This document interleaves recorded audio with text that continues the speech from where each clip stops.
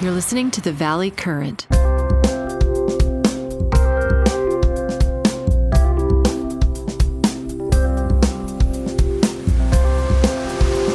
Well, that's what happens when AOL resets everything on you, right? Yes. I mean, the thing that's amazing to me is that with all of this horsepower of computing, they don't give you a simple button that says, let me get some help, like instantaneous help.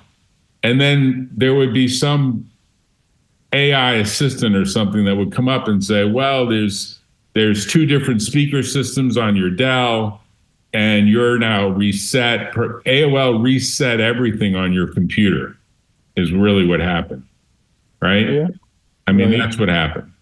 So when they do that, I mean, this happens with a lot of devices, right? Because they're updating all the time.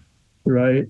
And then, like my car is a Tesla, they update the Tesla and they move some of the controls, which is dangerous.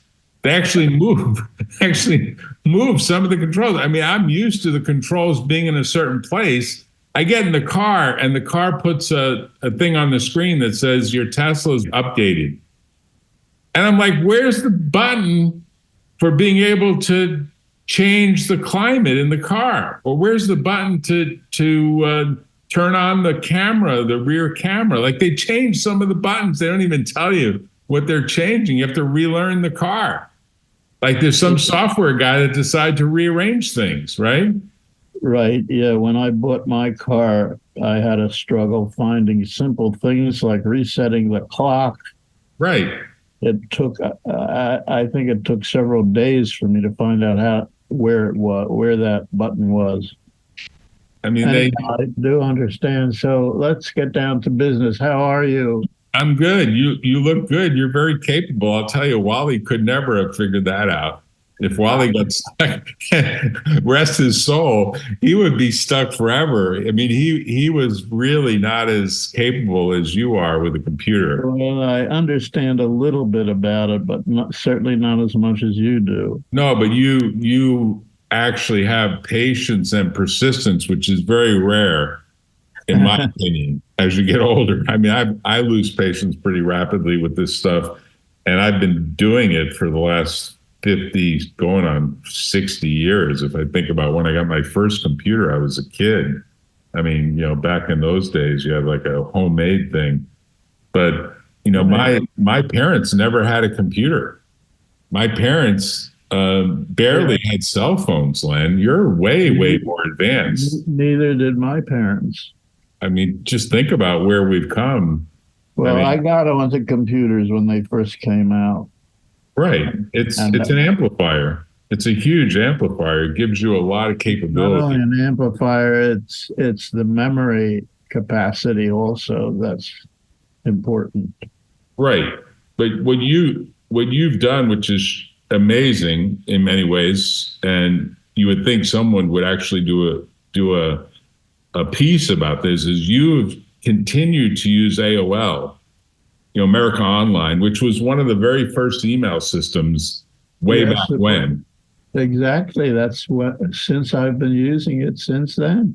And you have found it to be sufficiently viable as an email system, because Gmail pretty much wiped out AOL, and to some degree is kind of the standard. Yeah.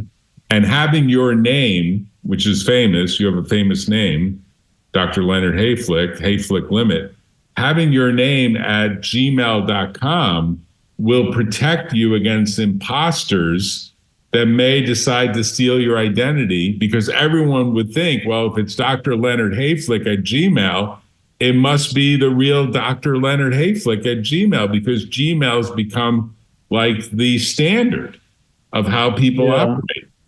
The problem is I cannot get on to Gmail to send a Gmail email. Oh, you'd have to get set up in a Gmail account. I mean, I've been trying to, and I don't remember now what the problem is, but it's been a problem for years, which is why I've never I have a Gmail address, but I cannot use it because it's useless. Oh, is it set to Dr. Leonard Hayflick or Leonard.Hayflick, or what is it set to? Yeah, it's set to Leonard Hayflick at google.com. Okay, which is the same, which is Gmail. Gmail, Google, they use that. Yeah. But you probably have it tied to an old cell phone number that sends a code to that old cell phone number, and you no longer have that cell phone number, right? Well, that's a possibility. I can't remember whether I had an old. I never had a cell phone that took messages. Yeah, because you still use a flip phone, right? You have an actual a flip, yeah. Although flip phone, which my mom used the flip phone too, but she didn't believe in smartphones, and she didn't want to pay the monthly fee for the smartphone. She was happy with the flip phone. I'm with your mother. Yeah, she was totally happy with what she had. She had a speed dial button to her butcher, and being able to speak. Len, we had a full-time nurse who was a chef. I think I told you this, from a French Haitian chef, Black woman, very, very smart. And my mom would look forward to her daily lunch custom made by this chef. And she would send, quote, her girl. She'd call the butcher. I think his name was Pete. She'd say, she knew him for decades. She'd say, Pete, I'm sending my girl. What do you have that's really good that we can have for lunch? And she would work up a menu. And she lived for that. She lived for that, Len. She lived for that meal, one meal a day. She lived for that. That's a wonderful story. It's so amazing. When she died, that nurse was really, really upset. She said, I had so much fun with your mom, and I brought out all of my culinary tricks, everything that I learned. She had a restaurant in Haiti that she gave up because of all the nutty gang stuff that goes on in now in Haiti. I mean, that place is falling apart. It's crazy. Yeah.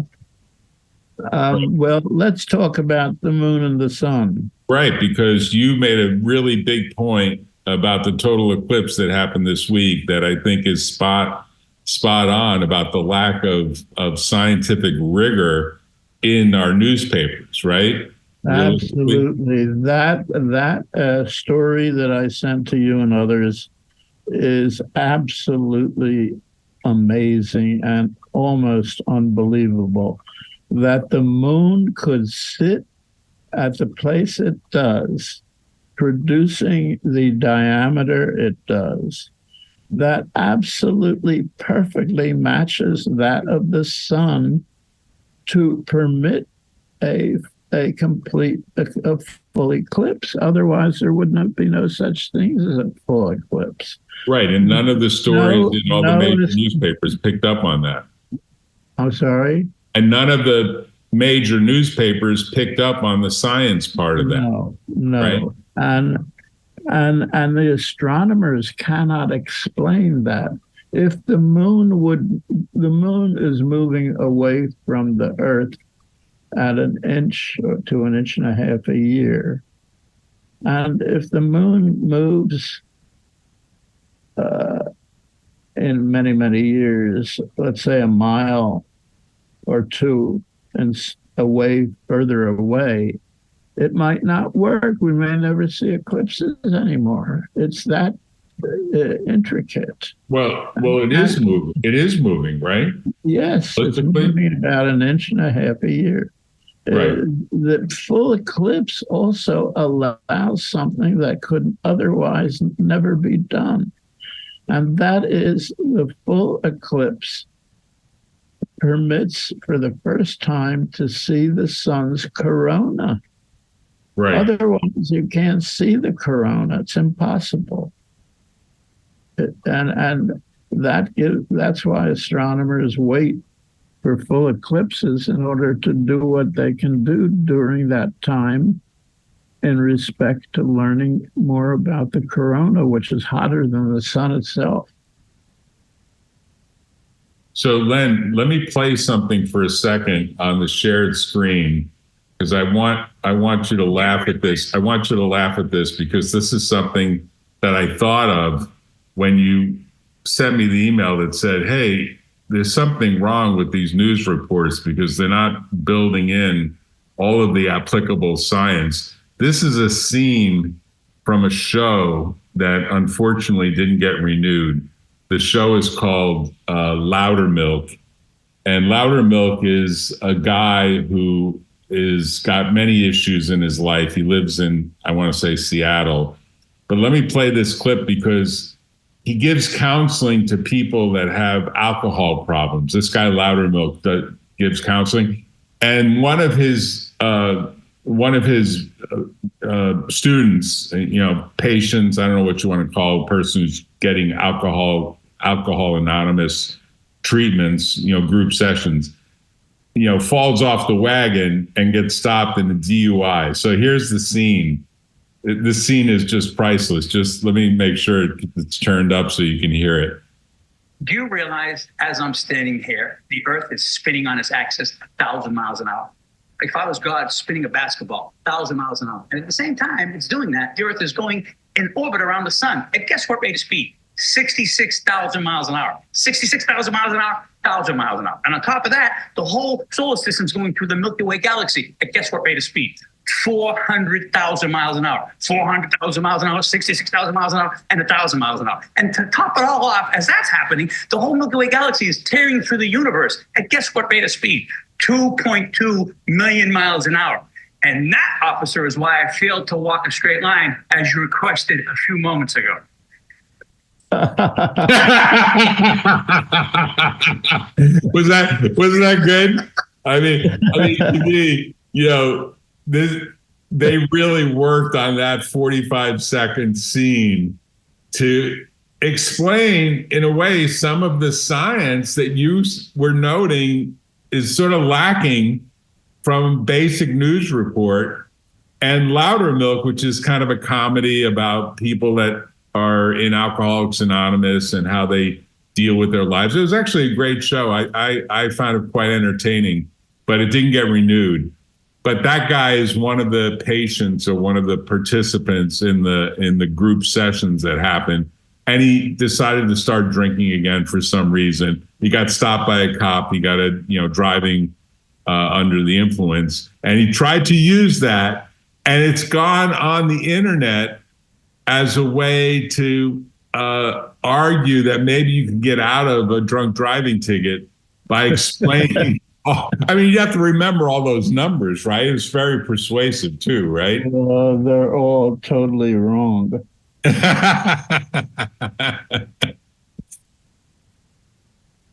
Amazing. Just amazing. So you, Len, are actually an expert in critical thinking. That's really what you are. You really are. I try to be, because there are many examples. For example, another one that just boggles the mind is when the major news organizations tell us how many they say Palestinians died in Gaza. It's down to something like 33,000 or something like that. Right. But first of all, Hamas is giving us that information. Hamas is, in the United States and many other countries, is called a terrorist organization. Right. On the one hand, we have called it an official terrorist organization. And on the other hand, the major news organizations believe what's coming out of the mouths of a terrorist organization. Right. Secondly, they don't break down the figures.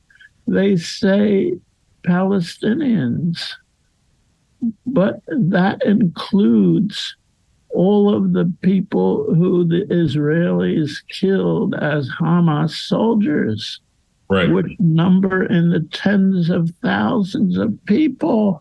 You cannot count all the dead soldiers that Israelis killed in a summary of the total number of Palestinians killed. It's because they want you to believe that these are all civilians. Right. They're not all civilians. Furthermore, there are the normal number of people who died daily out of 2 million residents in Gaza. Right. And secondly, there are many, many people who are not Muslim. They're not Muslims. Yeah. Well, the breakdown goes on and on. Right. And so the number, I mean, it's bad that anybody is killed, of course. But for the major news organizations to state those figures without qualification, which happens constantly, is a terrible, terrible thing for them to do. Right. And they're continuing the propaganda being spread by a terrorist organization. It doesn't help anybody. Len, I'm interested in knowing when did you realize that you were an expert critical thinker? It must have happened when you were in grade school, right? It must have happened. Well, I don't know, because I never knew of the concept. I ended up, I think I told you, on the high school debating team. Okay. And that taught me a lot, because we debated key issues of the day and took both sides. In a debate, you have to take both sides. Right.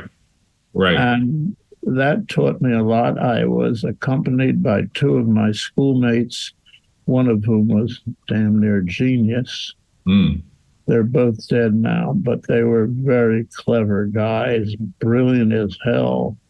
And they could figure things out without getting that done for them by a newspaper or by the radio.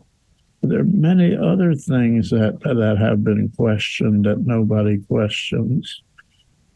It's absolutely amazing to me. But it sounds like high school was formative for you in Pennsylvania, right? To a large extent, it was. And then when even today, I'm trying to think, there's so many other things. For example, PBS makes so many mistakes. So many mistakes. It's unbelievable. Yet there is no way of notifying them of the mistakes that they've made, although they must know about it. Right. All of their material is taped. Right. But it makes, I can't think of all of them, but it drives me crazy every time I hear a newscast from PBS. The mistakes that they make historically and otherwise are absolutely crazy. So and there's no way to tell them that. Right. You're identifying a failure in what might be called the news reporting system. Yes. Which is, there should be, and I guess you'd say perhaps the New York Times and the Wall Street Journal and the Washington Post, they have a way for you to comment on electronic bulletin boards, right? You could provide comments, but the comments get drowned out often by a lot of opinion and argument that occurs. That's the problem. Once you open the door to commentary, you often get a lot of vitriol from people. Right? I should write all their errors down, but I just don't have the motivation to do it. But it's just. But your mind is always very actively engaged. What I've observed, you're very actively engaged in seeing the defect in the reasoning or the presentation that's being given. Right. I like to point out mistakes, which is one of the reasons why I was a successful scientist. Right. To show the mistakes. Right. So that must have been ingrained in you pretty early and then really refined over time, right? You may be right. I'm not sure, but you may be right, yes. because that's the worry. The worry that I have in many ways, and I see this, is children are not being educated as critical thinkers. They're not, it's almost not politically correct to point out an error because somehow someone's going to feel offended that, oh, you pointed out that I made a mistake. And that's really makes me feel bad. Like it's a snowflake approach to life. Well, I think a lot of it has its origin in religion, though. Any religion, all religions. Right. I believe that teaching of what I call fairy tales is the source of a lot of the problems that I think people have. Right. For example, I remember some of the great statements made during the monkey trial. Yeah, I remember. When that great orator who was defending the teacher said, when the other side brought up some points that were made in the Bible, believing them to be accurate and true, they were talking about Noah's Ark. Right. And this great orator for the opposing side said, what happened to the fish? Right. The case that you're bringing up, just to be clear, is the Scopes monkey trial from 1925.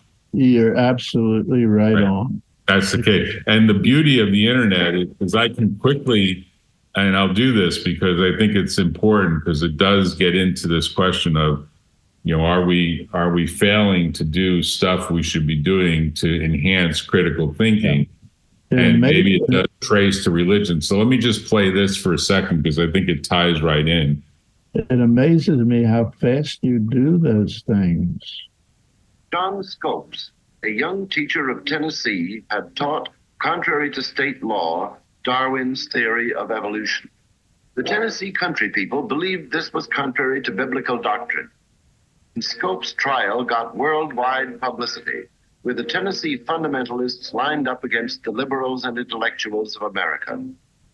William Jennings Bryan, old and full of oratory, defended the beliefs of the fundamentalists. He was aided by the prosecuting zeal of old Judge Ben McKenzie, a local politician influential in the area, who helped to make the trial an inquisition. The courtroom was packed as the case reached a climax.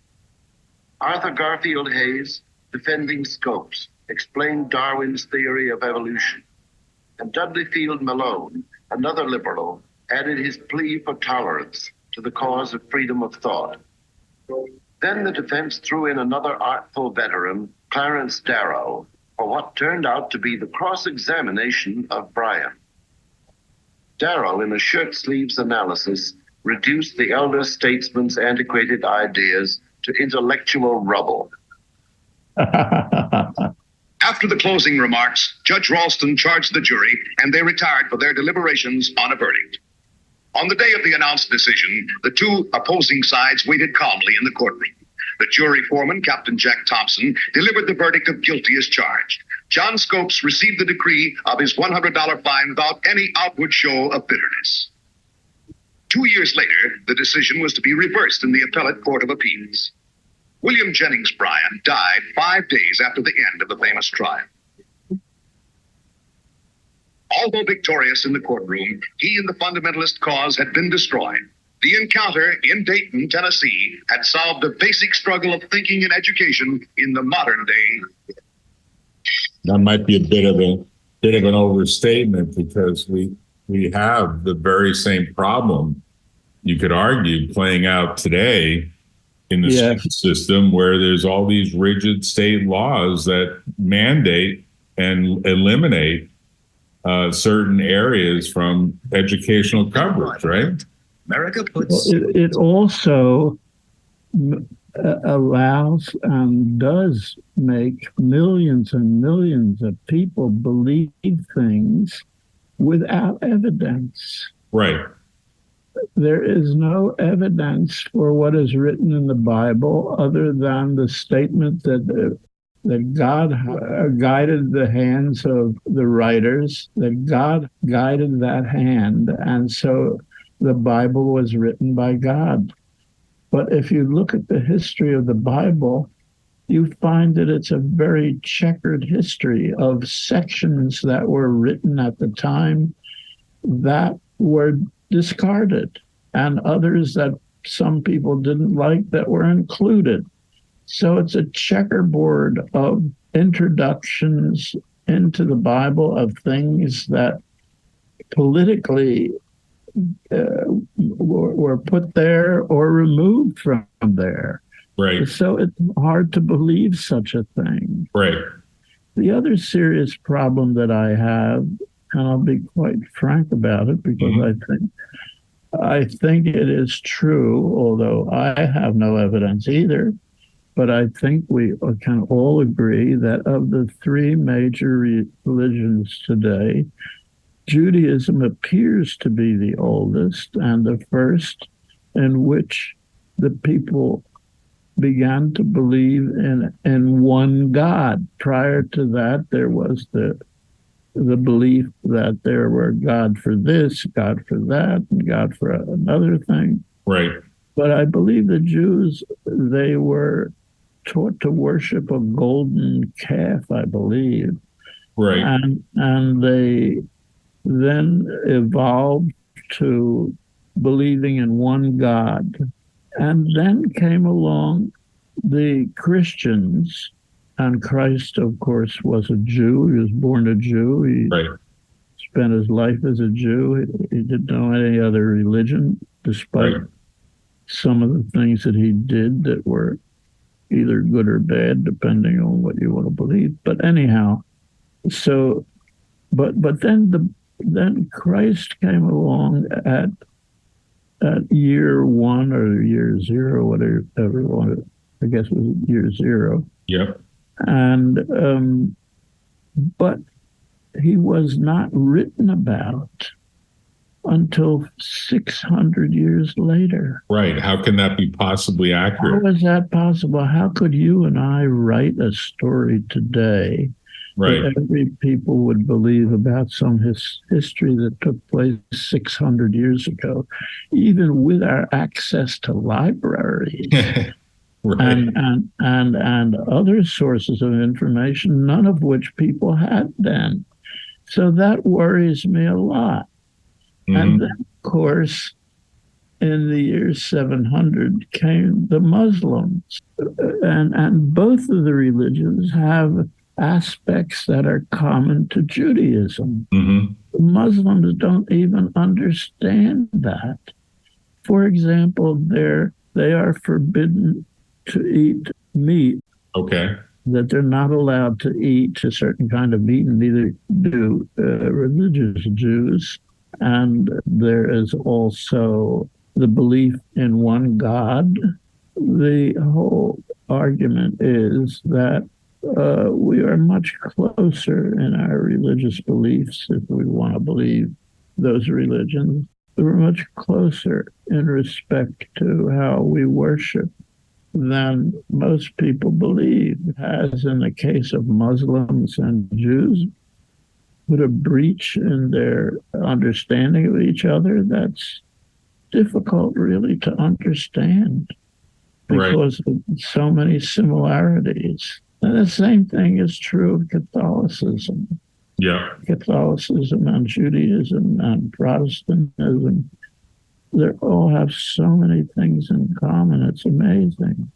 So, Len, you'll get a kick out of what I'm going to put in the chat, and I'll just summarize it because it's an interesting thing that I did while you were asking the question of what is it that Muslims are prohibited from eating, and basically I'll put this on the screen. The ChatGPT says pork and pork byproducts are strictly prohibited in Islam. This is explicitly mentioned in the Quran. Of course, that's also true, right, for Jews.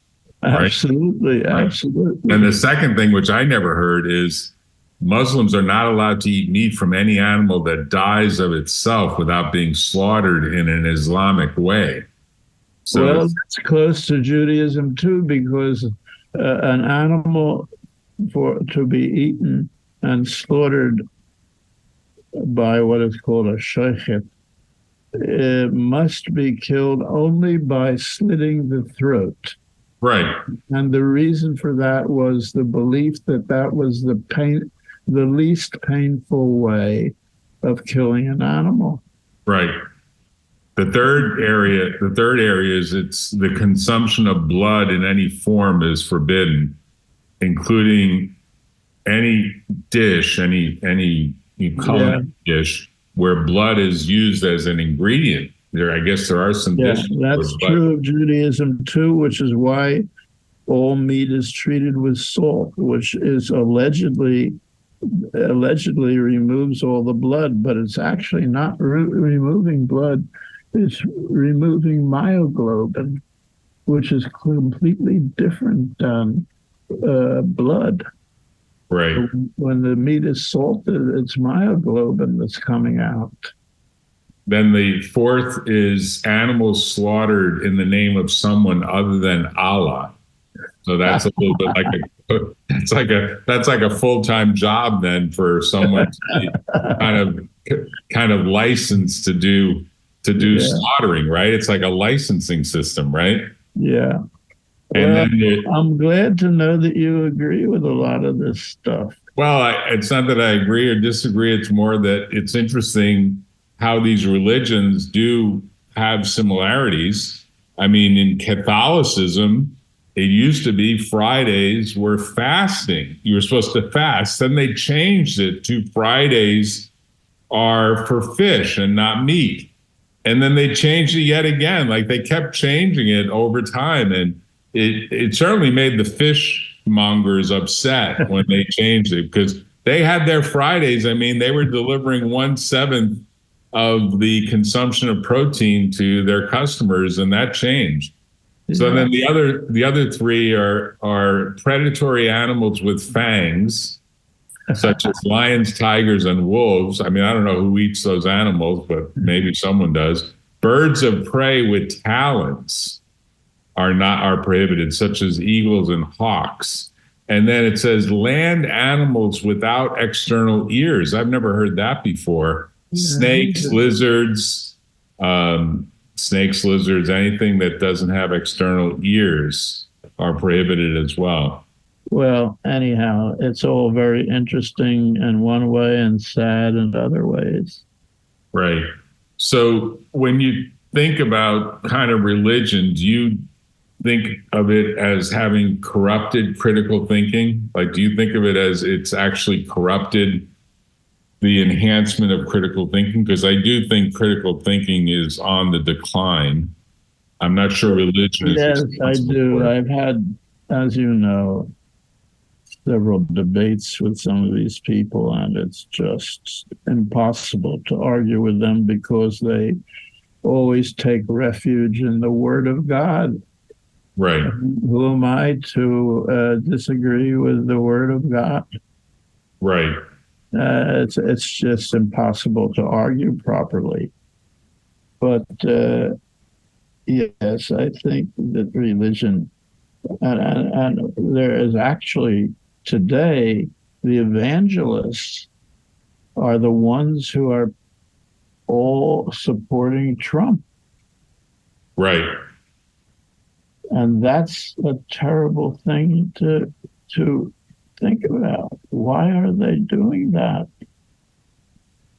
He has somehow captured all of these evangelists who are all Bible thumpers.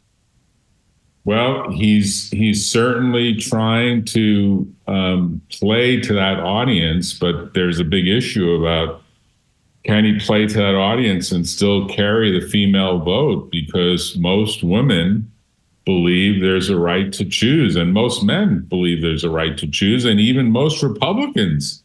Yes. General Republican Party believe there's a right to choose. And, they may say outwardly that they don't believe in it, but the reality is he's bucking that trend, and he's trying to do it gingerly because he knows he's going to lose a lot of votes. And it's a big issue. It's a hot issue because he did appoint 3 justices who did, through the Dobbs decision, reverse Roe versus Wade. And that decision stayed as good law for many, many decades. But with everything, the whole big package of lies that he has told over the years, thousands and thousands of lies that have been proven to be lies. How is it possible for any person with more than 2 neurons in their brain to want to vote for someone who is a chronic and congenital liar? I don't understand that. Yet 70 million people voted for this. It's just impossible for me to get my brain around why even one person would vote for him. It's just impossible to understand for me.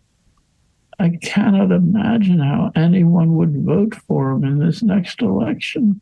It just boggles my mind. Well, I'll give you my view on it, and we can debate this discussion later. I'm not a Trump supporter, but I think there is a view among many Americans that the biggest issue facing America is the international strongmen, such as Putin and others, who are taking more and more control in international politics. And if we don't have a strongman really capable of facing up to that individual, whoever that might be, it might be Xi in China, it might be Putin in Russia, it might be any number of strongmen that are out there, that if we don't have the equivalent powerful fighter in our camp, we are going to be destroyed by an international enemy. And if you look at, there's a great series playing right now called Turning Point. It's on Netflix. It's really well done. It's many episodes of how did the Cold War get created? How did that happen? And it goes through in a lot of detail how Truman decided to press the button that put 2 nuclear warheads in the destruction of 2 cities, or most of 2 cities in Japan. And how did he decide that? And it reveals some stuff I never knew, Len, maybe you did, that Truman wanted to prevent Russia from getting a piece of Japan. So he wanted to end the war before the Russians did a land invasion, which they were planning to do. They were planning to enter from the east, from Manchuria and Mongolia. Yeah. And they had all their troops lined up, and he did not want the division of Germany, the way it was divided between the Russians and the United States, to happen in Japan. I didn't know that. And they have some proof for this. And so it was essentially motivated by, he just wanted to make sure he trumped the Russians. He didn't really want to, he wanted to end the war, but it was really about, I got to end it in my style so that the Russians don't get control of that country, because they're never going to leave. Once they get control, they're never going to leave. And you could say that's a bit altruistic, but man, to kill that many people along the way, it's really a tragic choice if you think about it. Yeah, well, your strongman argument is, of course, logical and understandable, but I don't think that the evangelicals and many, many other Republicans think that way. Surely there must be some, but they haven't got the critical mind sufficient enough to make the argument that you just made about strongmen. That's why I have difficulty understanding theories like that. Well, they like the idea. They've never said it publicly. Well, I'm sure a couple have, but not in stupendous numbers. The Trumpers have not said the reason we're a Trumper is because we're worried about Putin and Xi and others. I've never heard that. But Right. again, I'm sure you're right in respect to some of them. It's hard for me to believe that it's right for 50, 60, or 70 millions of them. Right. It might be more just tied to the view that they don't care for the liberal, what they view as a super liberal approach that is kind of agnostic to religion, right? It's just totally agnostic to religion. Yeah, right. But your point is, look, we're 100 years after the Scopes trial. Basically, 1925 was when that Scopes trial happened. And we're 100 years later, and we're still as divided. We're still, as a nation, as divided as 100 years ago. And probably some people would say, well, you can go 100 years from that backwards, and we're still as divided from 1825. And still as divided from then. Yes, yes. And the interesting footnote in all this is maybe the thing that has to happen that will actually bring us all together as a country and maybe even as a world is some invasion from outer space where there's a common enemy for everyone. Well, it's an interesting thought. But I don't know that you and I are going to live long enough to see. Well, I think if anyone does, it'll be you, because you're going to make it beyond your mom. You're going to make it beyond 107. And that's what, about 12 years from now? 12 years, yes. 12 years from now, you'll be 107. So I hope that happens, Len, because you're taking care of yourself. And we'll continue to have these dialogues together, and we'll see. There's a good film or series of episodes called The Three Body Problem on either Netflix or Apple TV or somewhere, Paramount maybe, Peacock maybe, or Apple TV. I'll send you these links, and we'll have a further discussion. Okay, Jack. Take care. You look great. I'm going to send you a table that compares Judaism to Muslims on food. I just generated. I'm going to send it to you by email.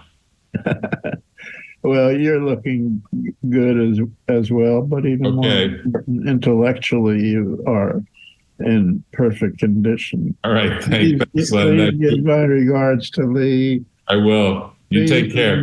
Remember to try to come see me here when you and Lee visit. Yeah, we'll probably be in town in June. We're going to Japan in May. Oh, really? We'll probably come back through Honolulu and then from Hawaii into the Bay Area. Okay, well, keep me informed. Have you been to Japan before? I've been there very briefly, and it was a long time ago, so I'm looking forward to it. Well, I just gave my granddaughter advice, and I might mention a couple of things to you that you may not know about that are very important for you to know. Okay. First of all, if you arrive at there are two airports in Tokyo. Right.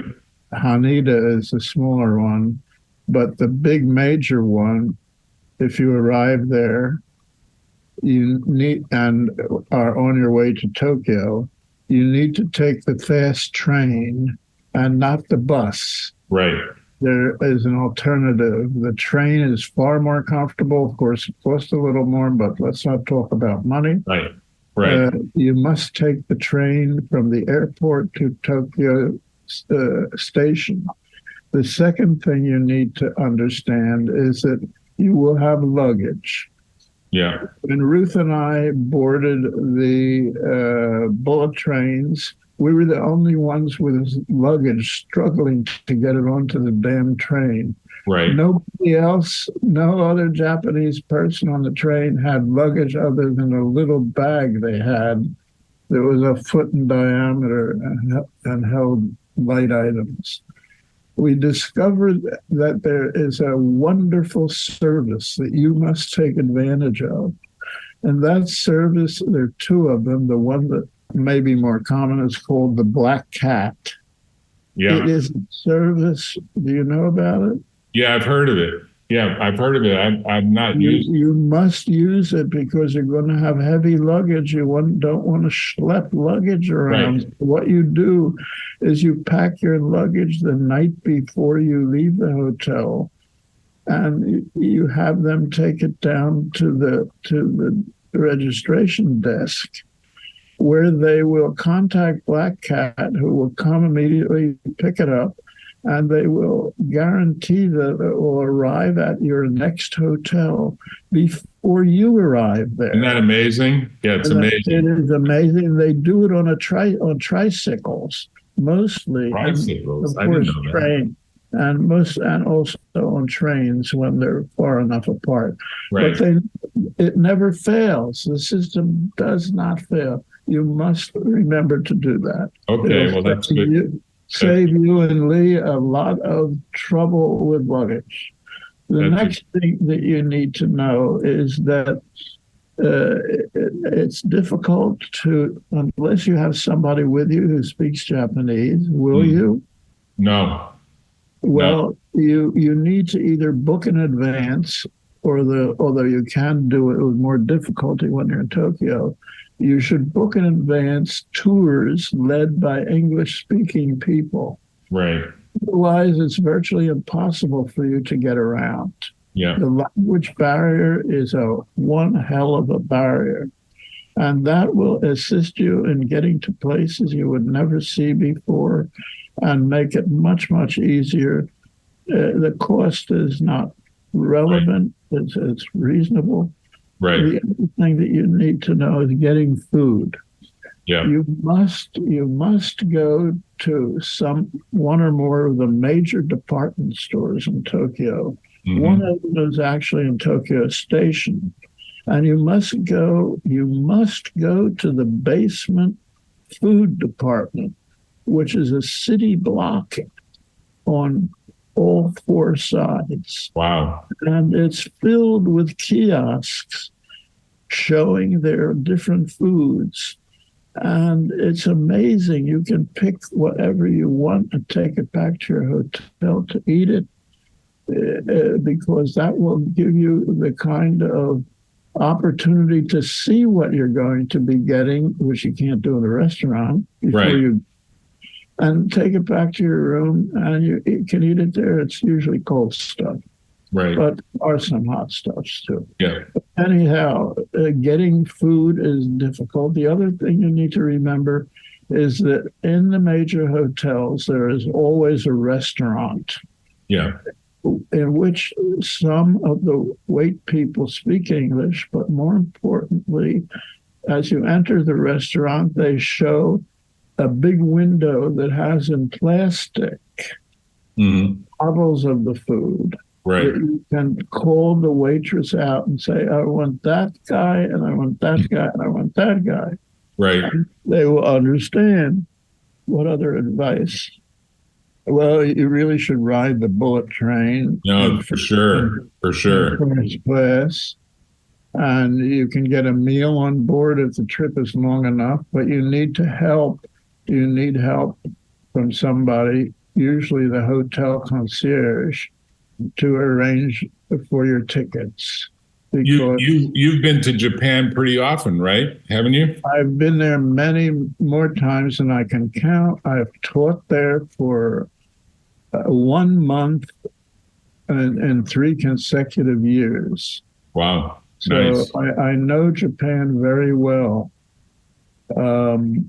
There are other things. I'm trying to think of things that are critical for you to do, but I already gave you several. No, we'll do another discussion about it, and I'll get Lee to join because she's got lots of questions, and picking your brain about that would be a really enjoyable thing. So let's plan on it. I'd be happy to do it, and believe me, it'll be worth your while. Absolutely, I know it would be worthwhile. Thanks, Len. You have a good evening. Take care. Okay, you too. All right, of course. Good to you as usual. Take care. See you later. Bye-bye.